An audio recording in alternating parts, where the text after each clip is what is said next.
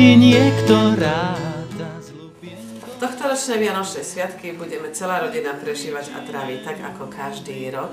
To znamená na vidieku, v rodinnom dome mojej mamy, ktorá je už stará pani. Klasicky pôjdeme na Štedrý deň na cintorín, na hrob môjho otca. O 6. všetci zasadneme k štedrovečernému stolu.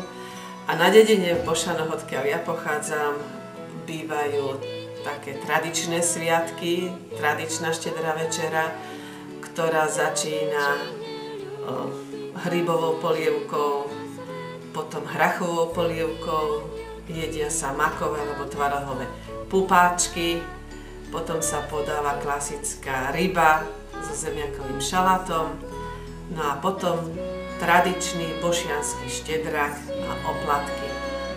No a o polnoci ideme na polnočnú omšu a na prvý vianočný sviatok chodíme do nedalekého kostolíka, ktorý sa nachádza v osade Sádok. Je to jeden z najstarších kostolíkov Veľkomoravskej ríše, je nedaleko od nás v lese.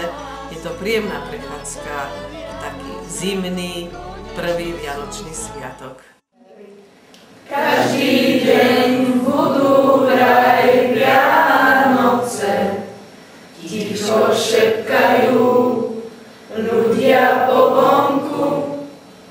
Už sa nám pozlátko lírigoce, čo však ukrýva iba kamienok či sladkú salonku. Vianoce konečne sú zás. Vianoce, Vianoce, ticho.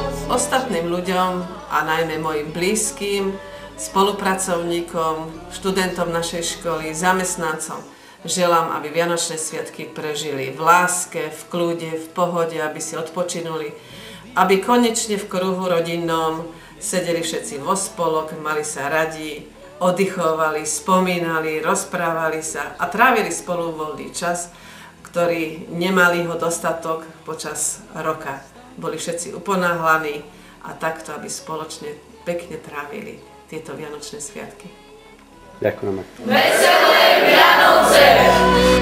Spievaj, Vianoce, Vianoce, ticho sneží v nás. Vianoce, Vianoce, konečne sú zás.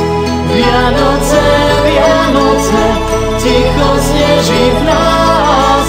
Vianoce, Vianoce, konečne sú zás.